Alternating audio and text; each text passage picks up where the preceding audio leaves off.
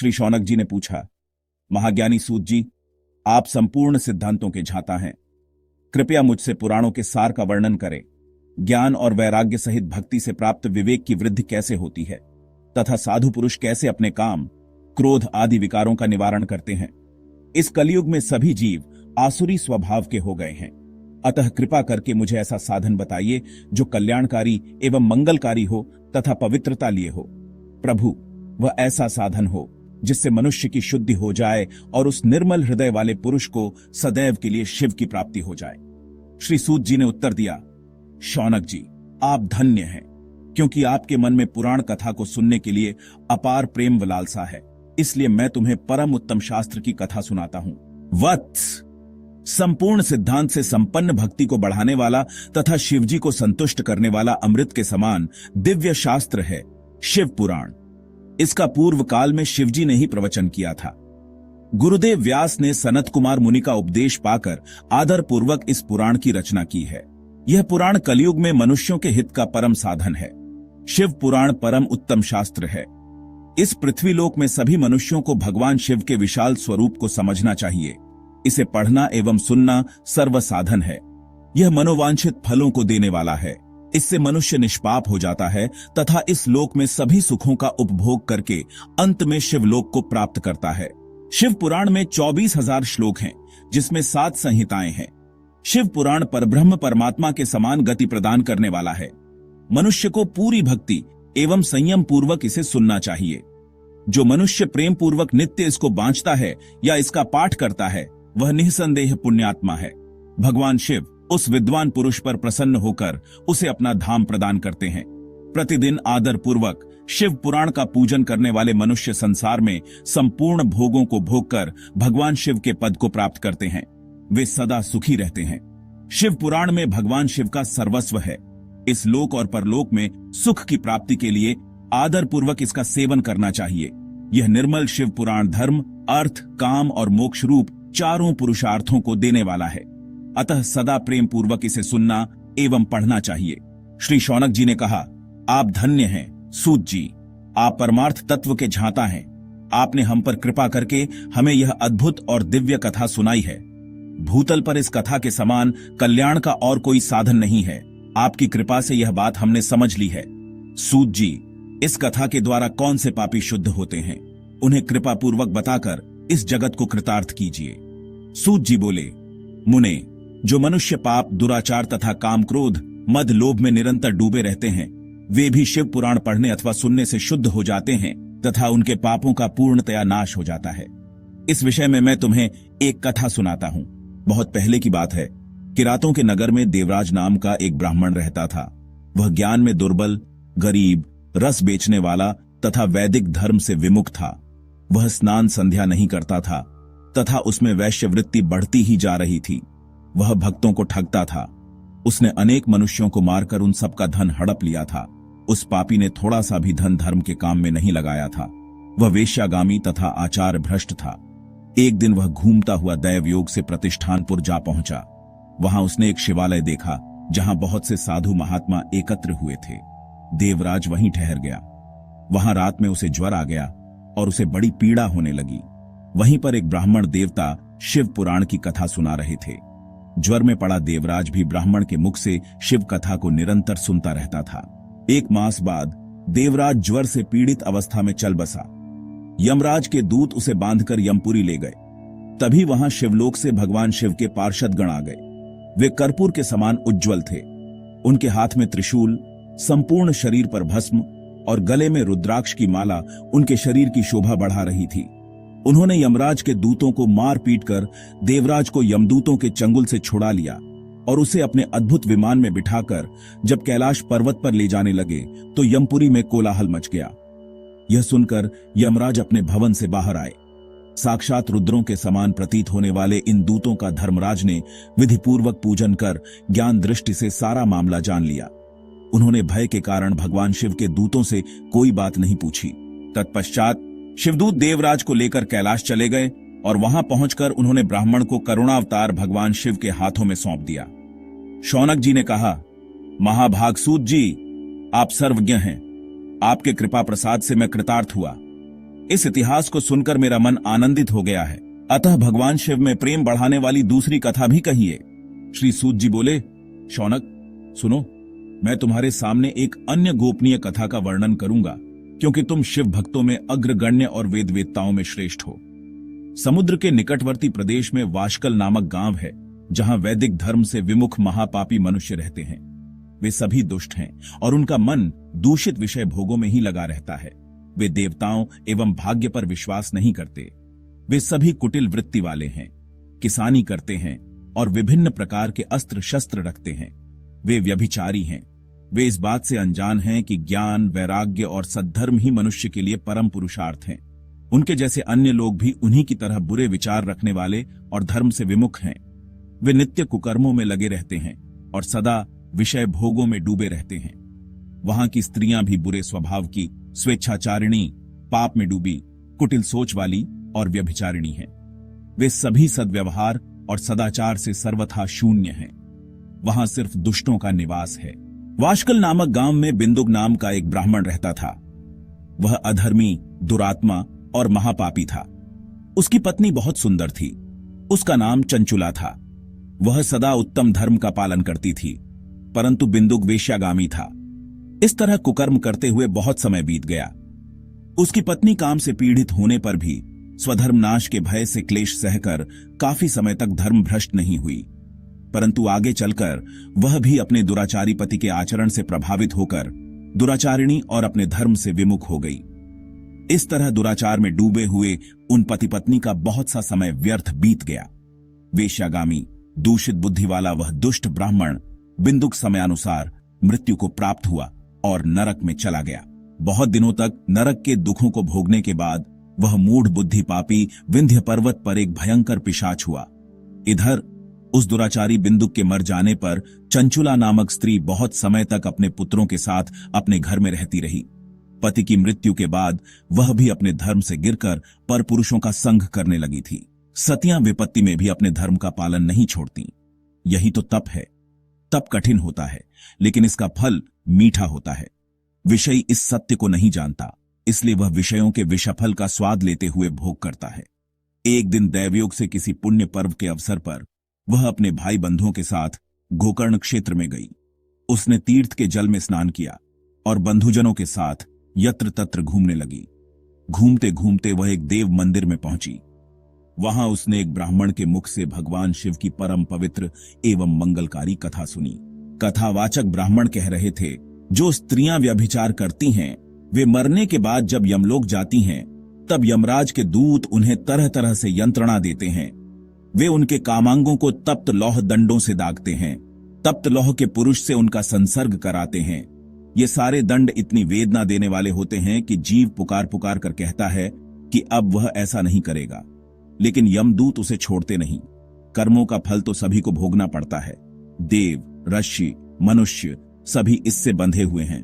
ब्राह्मण के मुख से यह वैराग्य बढ़ाने वाली कथा सुनकर चंचुला भय से व्याकुल हो गई। कथा समाप्त होने पर सभी लोग वहां से चले गए। तब कथा बांचने वाले ब्राह्मण देवता से चंचुला ने कहा, हे ब्राह्मण, धर्म को न जानने के कारण मेरे द्वारा बहुत बड़ा दुराचार हुआ है। स्वामी, मेरे ऊपर कृपा कर मेरा उद्धार कीजिए। आपके प्रवचन को सुनकर मुझे इस संसार से वैराग्य हो गया है। मुझ मूढ़ चित्त वाली पापिनी को धिक्कार है। मैं निंदा के योग्य हूं। मैं बुरे विषयों में फंसकर अपने धर्म से विमुख हो गई थी। कौन मुझ जैसी कुमार्ग में मन लगाने वाली पापिनी का साथ देगा? जब यमदूत मेरे गले में फंदा डालकर मुझे बांधकर ले जाएंगे और नरक में मेरे शरीर के टुकड़े करेंगे, तब मैं कैसे उन महायातनाओं को सहन कर पाऊंगी? मैं हर तरह से पाप में डूबी रही हूं। हे ब्राह्मण, आप मेरे गुरु हैं, आप ही मेरे माता पिता हैं। मैं आपकी शरण में आई हूं। मुझ अबला का अब आप ही उद्धार कीजिए। सूत जी कहते हैं, शौनक, इस प्रकार विलाप करती हुई चंचुला ब्राह्मण देवता के चरणों में गिर पड़ी। तब ब्राह्मण ने उसे कृपापूर्वक उठाया और इस प्रकार कहा। ब्राह्मण बोले, हे नारी, तुम सचमुच सौभाग्यशाली हो जो भगवान शंकर की कृपा से शिव पुराण की कथा सुनने के बाद समय पर अपनी गलती का एहसास कर लिया। तुम डरो मत और भगवान शिव की शरण में जाओ। उनकी कृपा से तुम्हारे सभी पाप नष्ट हो जाएंगे। मैं तुम्हें शिव कथा सहित वह मार्ग बताऊंगा जिससे तुम्हें परम सुखदायी उत्तम गति प्राप्त होगी। शिव कथा सुनने से तुम्हारी बुद्धि शुद्ध हो चुकी है। जब मनुष्य को अपने कुकर्मों का पश्चाताप होता है तो वह उसके उद्धार का द्वार खोलता है। पश्चाताप ही सबसे बड़ा प्रायश्चित है और पापों का शुद्धिकरण करता है। जो मनुष्य अपने पापों के लिए पश्चाताप नहीं करता वह मोक्ष नहीं पा सकता, लेकिन जो अपने कुकर्मों पर हृदय से पश्चाताप करता है उसे उत्तम गति अवश्य प्राप्त होती है। शिव पुराण की कथा सुनने से चित्त निर्मल होता है। शुद्ध चित्त में ही भगवान शिव और देवी पार्वती का वास होता है। इस कथा का श्रवण सभी मनुष्यों के लिए कल्याणकारी है। इसके श्रवण और मनन से ज्ञान, वैराग्य और महेश्वर की भक्ति उत्पन्न होती है, जिससे मुक्ति का मार्ग प्रशस्त होता है। जो मनुष्य निर्मल हृदय से भगवान शिव का चिंतन करता है वह एक ही जन्म में मोक्ष प्राप्त कर लेता है। सूत जी ने कहा। यह कहकर वे ब्राह्मण ध्यानमग्न हो गए। उनके उपदेश सुनकर चंचुला के नेत्रों में आनंद के आंसू छलक उठे। उसने श्रद्धा और भक्ति से ब्राह्मण देवता के चरणों में गिरकर कहा, हे स्वामी, आपके वचनों ने मेरे हृदय को शुद्ध कर दिया। आपकी कृपा से मुझे अपनी भूल का एहसास हुआ। मैं कृतार्थ हो गई। कृपया मुझे शिव पुराण की कथा सुनाएं। उस अमृतमयी कथा को सुनने की मेरी इच्छा तीव्र हो गई है। चंचुला ने शिव पुराण की कथा सुनने का संकल्प लेकर ब्राह्मण देवता की सेवा करना आरंभ कर दिया। गोकर्ण क्षेत्र में वह भक्ति, ज्ञान और वैराग्य बढ़ाने वाली परम उत्तम कथा सुनकर कृतार्थ हो गई। उसका चित्त शुद्ध हो गया और वह भगवान शिव के सगुण रूप का चिंतन करने लगी। कुछ समय पश्चात जब उसके जीवन का अंत समय आया तब एक दिव्य विमान उसे लेने के लिए आया। यह विमान शिवगणों से सुशोभित था।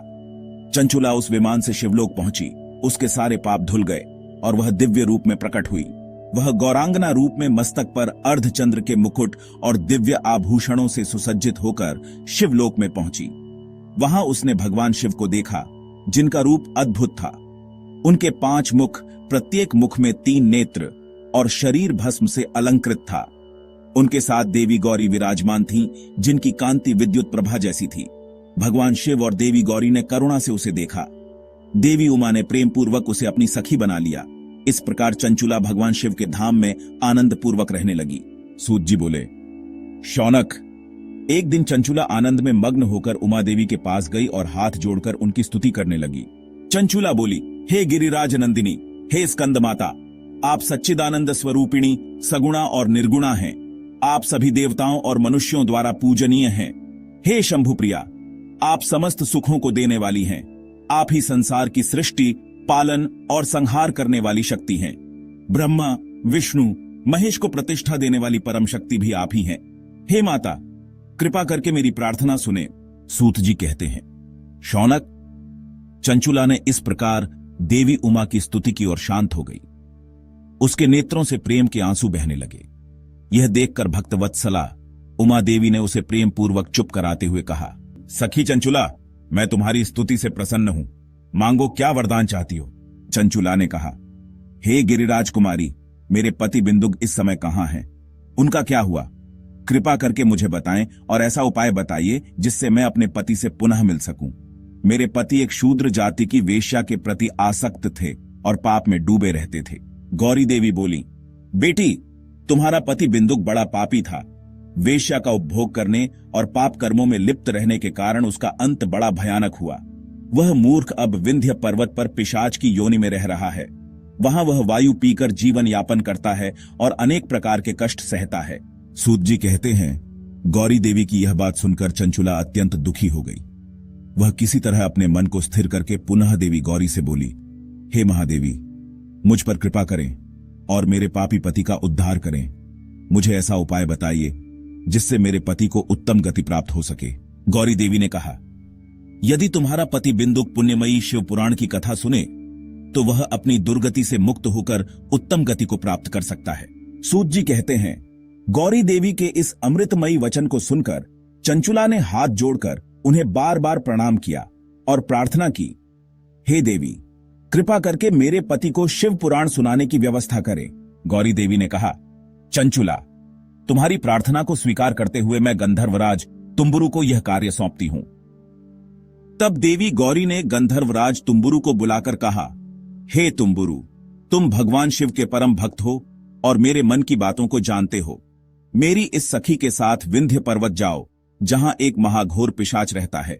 वह पिशाच पूर्व जन्म में बिंदुक नामक ब्राह्मण था, जो चंचुला का पति था। उसने स्नान, संध्या और नित्य कर्म छोड़कर पाप कर्मों में रत रहते हुए वेश्यागामी जीवन बिताया। वह क्रोधी, हिंसक और दुर्जनों का मित्र था। सज्जनों से द्वेष करता और अनेकों अनाचार करता था। वह मृत्यु तक इसी दुराचार में लिप्त रहा। मृत्यु के बाद उसे यमपुर ले जाया गया, जहां उसने भयंकर नरकों के कष्ट सहे। अब वह विंध्य पर्वत पर पिशाच के रूप में अपने पापों का फल भोग रहा है। तुम वहां जाकर उसके सामने परम पुण्यमयी शिव पुराण की कथा का प्रवचन करो। इस कथा को सुनने से उसका हृदय शुद्ध होगा और वह पिशाच योनि से मुक्त हो जाएगा। जब वह दुर्गति से मुक्त हो जाए, तब उसे विमान में बैठाकर भगवान शिव के पास ले आना। वहां उन्होंने एक विकराल आकृति वाले पिशाच को देखा। उसका शरीर विशाल था, थोड़ी बड़ी थी। वह कभी हंसता, कभी रोता और कभी उछलता कूदता था। महाबली तुम्बुरु ने बिंदुक नामक पिशाच को पाशों से बांध लिया। इसके पश्चात उन्होंने शिव पुराण की कथा बांचने के लिए उपयुक्त स्थान तलाश कर एक मंडप का निर्माण किया। शीघ्र ही यह बात फैल गई कि एक पिशाच के उद्धार हेतु देवी पार्वती की आज्ञा से गंधर्वराज तुम्बुरु विंध्य पर्वत पर शिव पुराण की कथा सुनाने आए हैं। इस पावन कथा को सुनने की इच्छा से अनेक देवता, ऋषि, मुनि वहां एकत्रित हो गए।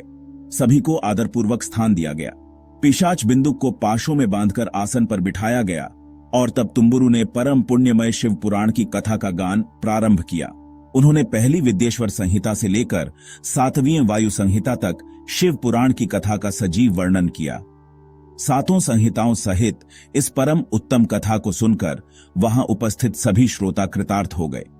शिव पुराण की पुण्यमयी कथा को सुनते ही बिंदुक नामक पिशाच के सभी पाप नष्ट हो गए। उसने पिशाच शरीर का त्याग कर दिया और शीघ्र ही उसका रूप दिव्य हो गया। अब उसका शरीर गौरवर्ण का हो गया। उसके शरीर पर श्वेत वस्त्र और पुरुषों के दिव्य आभूषण थे। इस प्रकार दिव्य देहधारी होकर बिंदुक अपनी पत्नी चंचुला के साथ भगवान शिव का गुणगान करने लगा। बिंदुक को इस दिव्य रूप में देखकर सभी को आश्चर्य हुआ। उसका मन परम आनंद से परिपूर्ण हो गया। सभी उपस्थित जन भगवान महेश्वर के अद्भुत चरित्र को सुनकर कृतार्थ हुए और उनका यशोगान करते हुए अपने अपने धाम को लौट गए। बिंदुक अपनी पत्नी चंचुला के साथ विमान में बैठकर शिवपुरी की ओर चल दिया। भगवान महेश्वर के गुणों का गान करते हुए बिंदुक अपनी पत्नी और तुम्बुरु के साथ शीघ्र ही शिवधाम पहुंच गया। भगवान शिव और माता पार्वती ने बिंदुक को अपना पार्षद बना लिया। इस प्रकार दोनों पति पत्नी सुखपूर्वक भगवान शिव और देवी गौरी के श्री चरणों में अविचल निवास पाकर धन्य हो गए।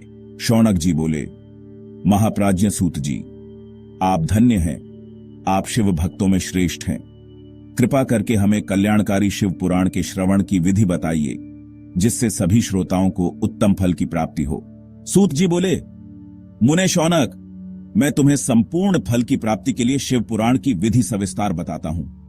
सबसे पहले किसी ज्योतिषी को बुलाकर दान से संतुष्ट कर उनसे कथा का शुभ मुहूर्त निकलवाना चाहिए।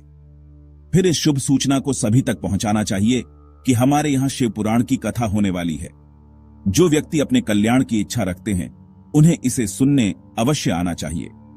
देश देश से जो भी भगवान शिव के भक्त हों और शिव कथा के श्रवण व कीर्तन में रुचि रखते हों, उन्हें आदरपूर्वक बुलाना चाहिए। कथा सुनने के लिए मंदिर, तीर्थ, वन प्रांत या घर में ही उत्तम स्थान का निर्माण करें।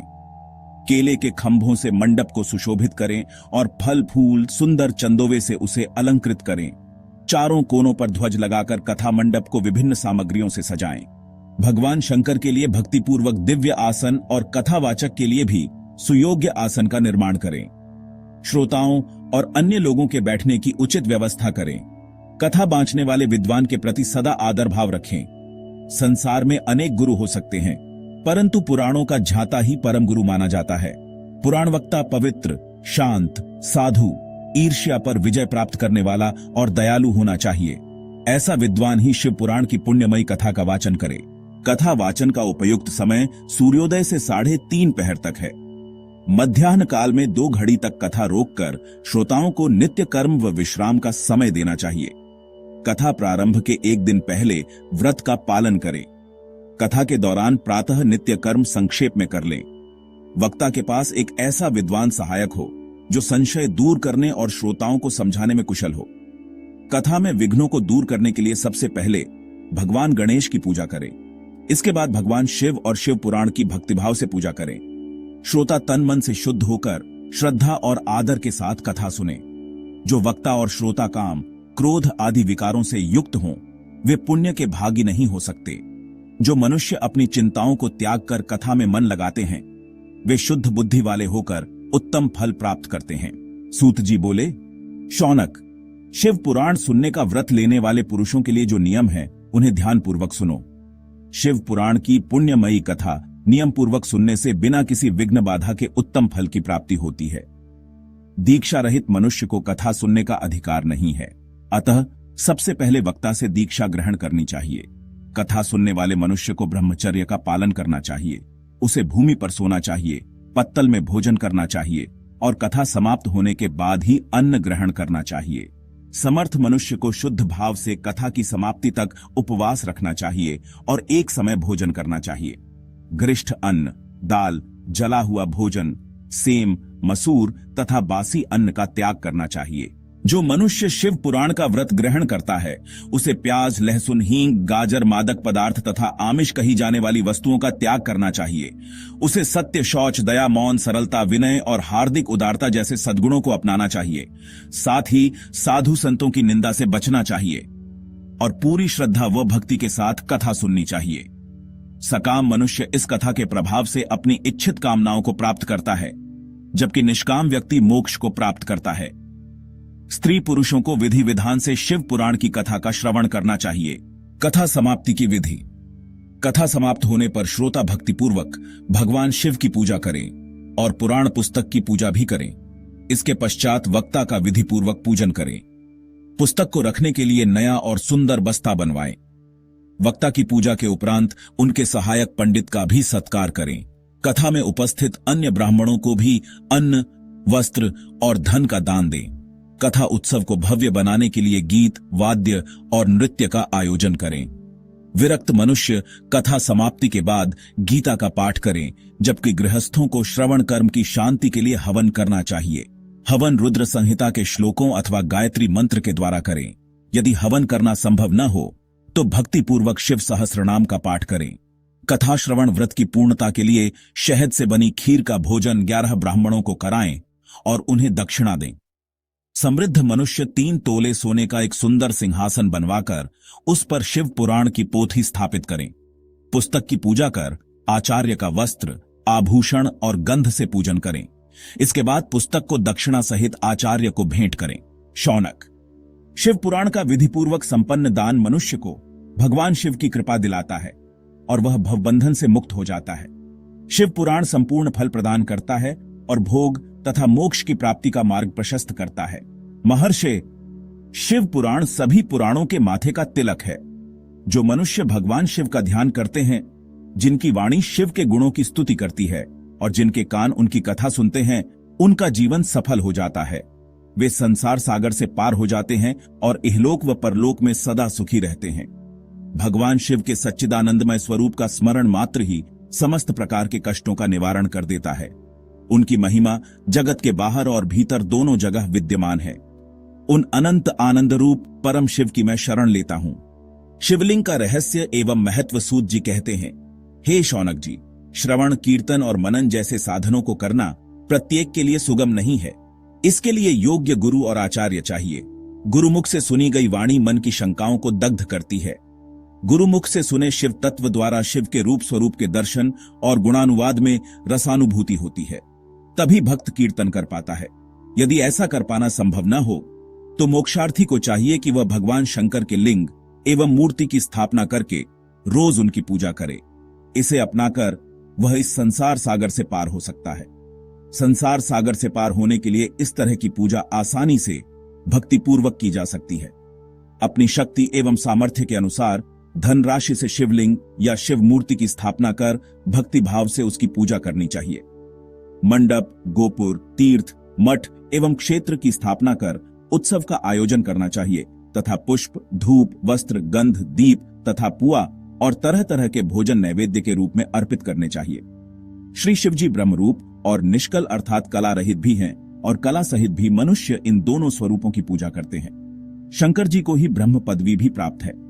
कलापूर्ण भगवान शिव की मूर्ति पूजा भी मनुष्यों द्वारा की जाती है और वेदों ने भी इस तरह की पूजा की आज्ञा प्रदान की है।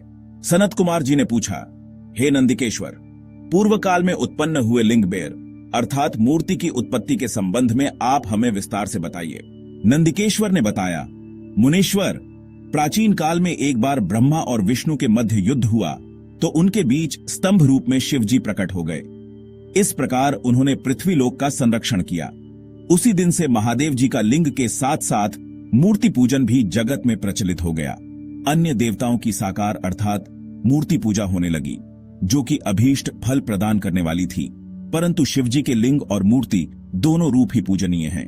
नंदिकेश्वर बोले, पूर्व काल में श्री विष्णु अपनी पत्नी श्री लक्ष्मी जी के साथ शेष शैया पर शयन कर रहे थे।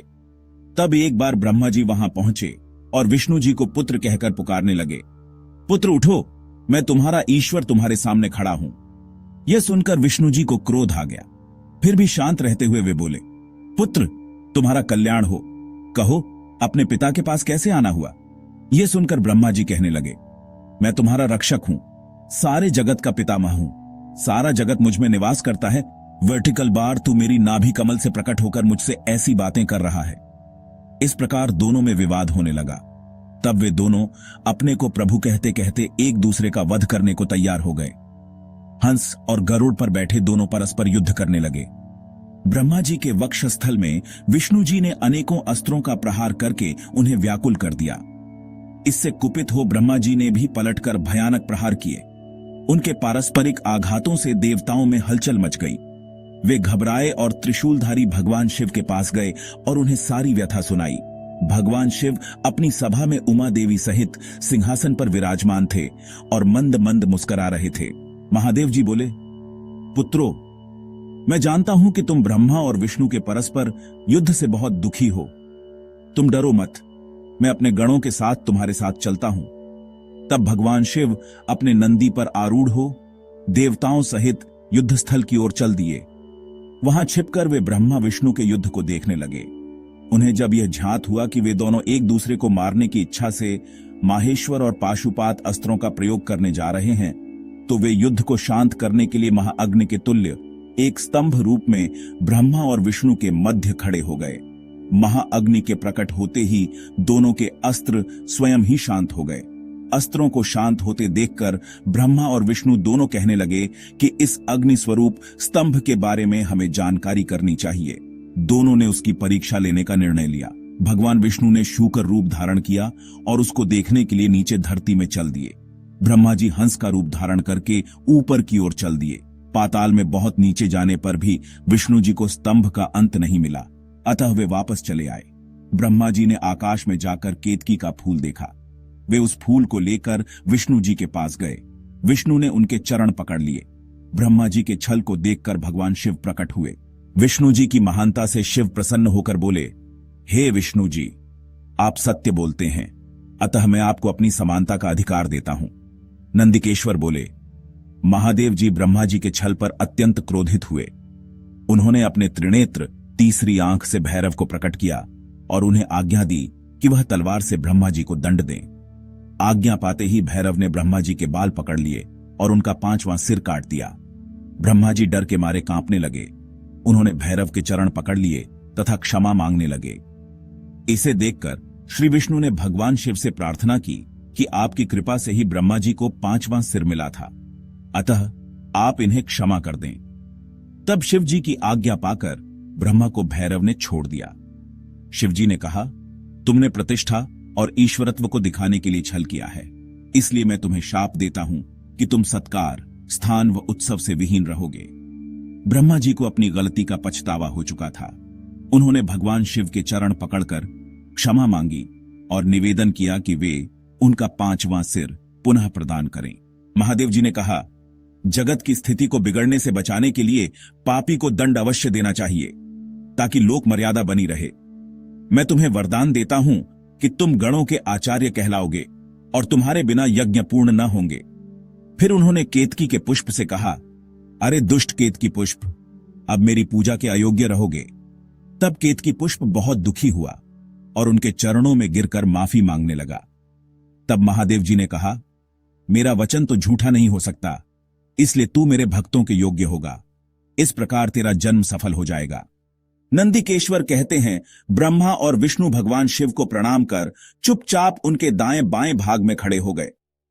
उन्होंने पूजनीय महादेव जी को श्रेष्ठ आसन पर बैठाकर पवित्र वस्तुओं से उनका पूजन किया। दीर्घ काल तक स्थिर रहने वाली वस्तुओं को पुष्प वस्तु तथा अल्पकाल तक टिकने वाली वस्तुओं को प्राकृत वस्तु कहते हैं। हार, नूपुर, क्यूर, किरीट, मणिमय कुंडल, यज्ञोपवीत, उत्तरीय वस्त्र, पुष्पमाला, रेशमी वस्त्र, हार, मुद्रिका, पुष्प, तांबूल, कपूर, चंदन एवं अगरू का अनुलेप, धूप, दीप, श्वेत छत्र, व्यंजन, ध्वजा, चंवर तथा अनेक दिव्य उपहारों द्वारा, जिनका वैभव वाणी और मन की पहुंच से परे था, जो केवल परमात्मा के योग्य थे, उनसे ब्रह्मा और विष्णु ने अपने स्वामी महेश्वर का पूजन किया। इससे प्रसन्न होकर भगवान शिव ने दोनों देवताओं से मुस्कुराकर कहा, पुत्र, आज तुम्हारे द्वारा की गई पूजा से मैं बहुत प्रसन्न हूं। इसी कारण यह दिन परम पवित्र और महान होगा। यह तिथि शिवरात्रि के नाम से प्रसिद्ध होगी और मुझे परम प्रिय होगी। इस दिन जो मनुष्य मेरे लिंग अर्थात निराकार रूप की या मेरी मूर्ति अर्थात साकार रूप की दिन रात निराहार रहकर अपनी शक्ति के अनुसार निश्चल भाव से यथोचित पूजा करेगा, वह मेरा परम प्रिय भक्त होगा। पूरे वर्ष भर निरंतर मेरी पूजा करने पर जो फल मिलता है, वह फल शिवरात्रि को मेरा पूजन करके मनुष्य तत्काल प्राप्त कर लेता है। जैसे पूर्ण चंद्रमा का उदय समुद्र की वृद्धि का अवसर है, उसी प्रकार शिवरात्रि की तिथि मेरे धर्म की वृद्धि का समय है। इस तिथि को मेरी स्थापना का मंगलमय उत्सव होना चाहिए। मैं मार्गशीर्ष मास में आर्द्रा नक्षत्र से युक्त पूर्णमासी या प्रतिपदा को ज्योतिर्मय स्तंभ के रूप में प्रकट हुआ था। इस दिन जो भी मनुष्य पार्वती सहित मेरा दर्शन करता है अथवा मेरी मूर्ति या लिंग की झांकी निकालता है, वह मेरे लिए कार्तिकेय से भी अधिक प्रिय है। इस शुभ दिन मेरे दर्शन मात्र से पूरा फल प्राप्त होता है। यदि दर्शन के साथ मेरा पूजन भी किया जाए तो इतना अधिक फल प्राप्त होता है कि वाणी द्वारा उसका वर्णन नहीं किया जा सकता। लिंग रूप में प्रकट होकर मैं बहुत बड़ा हो गया था, अतः लिंग के कारण यह भूतल लिंग स्थान के नाम से प्रसिद्ध हुआ। जगत के लोग इसका दर्शन और पूजन कर सकें, इसके लिए यह अनादि और अनंत ज्योति स्तंभ अथवा ज्योतिर्मय लिंग अत्यंत छोटा हो जाएगा। यह लिंग सब प्रकार के भोग सुलभ कराने वाला तथा भोग और मोक्ष का एकमात्र साधन है। इसका दर्शन, स्पर्श और ध्यान प्राणियों को जन्म और मृत्यु के कष्ट से छुड़ाने वाला है। शिवलिंग के यहाँ प्रकट होने के कारण यह स्थान अरुणाचल नाम से प्रसिद्ध होगा तथा यहाँ बड़े बड़े तीर्थ प्रकट होंगे। इस स्थान पर रहने या मरने से जीवों को मोक्ष प्राप्त होगा। मेरे दो रूप हैं, साकार और निराकार। पहले मैं स्तंभ रूप में प्रकट हुआ, फिर अपने साक्षात रूप में। ब्रह्म भाव मेरा निराकार रूप है तथा महेश्वर भाव मेरा साक्षात रूप है। ये दोनों ही मेरे सिद्ध रूप हैं। मैं ही परब्रह्म परमात्मा हूं। जीवों पर अनुग्रह करना मेरा कार्य है।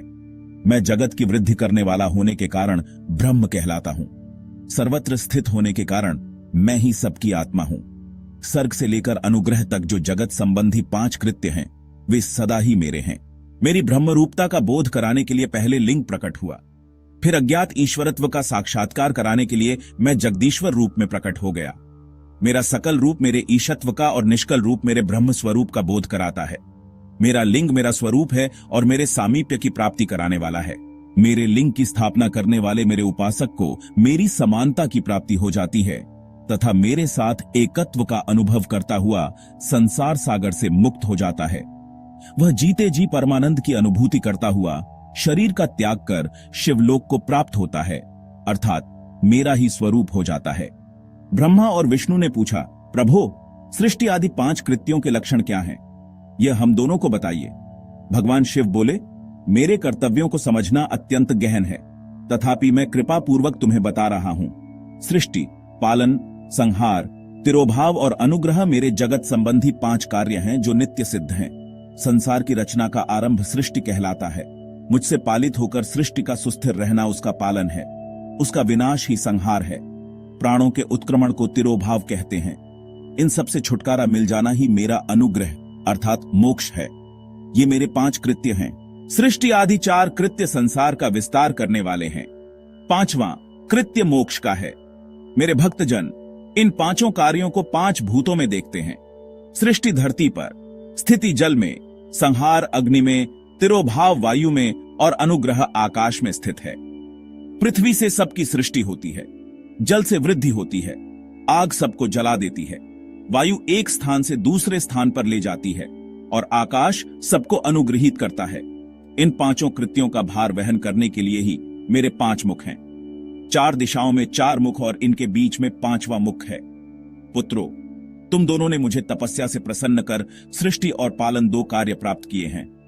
इसी प्रकार मेरी विभूति स्वरूप रुद्र और महेश्वर ने संहार और तिरोभाव कार्य मुझसे प्राप्त किए हैं, परंतु मोक्ष मैं स्वयं प्रदान करता हूं। मैंने पूर्व काल में अपने स्वरूप भूत मंत्र का उपदेश किया है, जो ओंकार रूप में प्रसिद्ध है। यह मंगलकारी मंत्र है। सर्वप्रथम मेरे मुख से ओंकार प्रकट हुआ, जो मेरे स्वरूप का बोध कराता है। इसका स्मरण निरंतर करने से मेरा ही सदा स्मरण होता है। मेरे उत्तरवर्ती मुख से अकार का, पश्चिम मुख से उकार का, दक्षिण मुख से मकार का, पूर्ववर्ती मुख से बिंदु का तथा मध्यवर्ती मुख से नाद का प्रकटीकरण हुआ है। इस प्रकार इन 5 अवयवों से ओंकार का विस्तार हुआ है। इन 5 अवयवों के एकाकार होने पर प्रणव एयुएम नामक अक्षर उत्पन्न हुआ।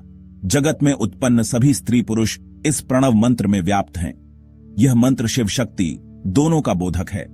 इसी से पंचाक्षर मंत्र एयुएम नमः शिवाय की उत्पत्ति हुई है। यह मेरे साकार रूप का बोधक है। इस पंचाक्षर मंत्र से मातृका वर्ण प्रकट हुए हैं, जो 5 भेद वाले हैं। इसी से शिरोमंत्र सहित त्रिपदा गायत्री का प्राकट्य हुआ है। इस गायत्री से संपूर्ण वेद प्रकट हुए और उन वेदों से करोड़ों मंत्र निकले हैं। उन मंत्रों से विभिन्न कार्यों की सिद्धि होती है। इस पंचाक्षर प्रणव मंत्र से सभी मनोरथ पूर्ण होते हैं। इस मंत्र से भोग और मोक्ष दोनों प्राप्त होते हैं। नंदिकेश्वर कहते हैं, जगदम्बा उमा गौरी पार्वती के साथ बैठे महादेव ने उत्तरवर्ती मुख बैठे ब्रह्मा और विष्णु को पर्दा करने वाले वस्त्र से आच्छादित कर उनके मस्तक पर अपना हाथ रखकर धीरे धीरे उच्चारण कर उन्हें उत्तम मंत्र का उपदेश दिया। 3 बार मंत्र का उच्चारण करके भगवान शिव ने उन्हें शिष्यों के रूप में दीक्षा दी। गुरु दक्षिणा के रूप में दोनों ने अपने आप को समर्पित करते हुए दोनों हाथ जोड़कर उनके समीप खड़े हो जगत गुरु भगवान शिव की इस प्रकार स्तुति करने लगे।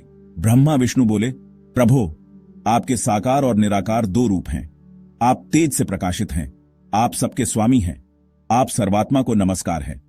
आप प्रणव मंत्र के बताने वाले हैं तथा आप ही प्रणव लिंग वाले हैं। सृष्टि, पालन, संहार, तिरोभाव और अनुग्रह आदि आपके ही कार्य हैं। आपके 5 मुख हैं, आप ही परमेश्वर हैं, आप सबकी आत्मा हैं, ब्रह्म हैं। आपके गुण और शक्तियां अनंत हैं। हम आपको नमस्कार करते हैं। इन पंक्तियों से स्तुति करते हुए गुरु महेश्वर को प्रसन्न कर ब्रह्मा और विष्णु ने उनके चरणों में प्रणाम किया। महेश्वर बोले, आर्द्रा नक्षत्र में चतुर्दशी को यदि इस प्रणव मंत्र का जप किया जाए तो यह अक्षय फल देने वाला है।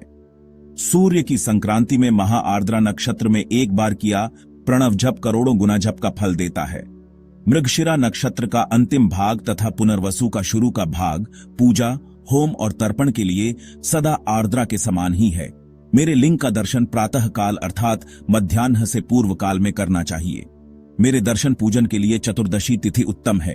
पूजा करने वालों के लिए मेरी मूर्ति और लिंग दोनों समान हैं। फिर भी मूर्ति की अपेक्षा लिंग का स्थान ऊंचा है, इसलिए मनुष्यों को शिवलिंग का ही पूजन करना चाहिए। लिंग का एयुएम मंत्र से और मूर्ति का पंचाक्षर मंत्र से पूजन करना चाहिए। शिवलिंग की स्वयं स्थापना करके या दूसरों से स्थापना करवाकर उत्तम द्रव्यों से पूजा करने से मेरा पद सुलभ होता है।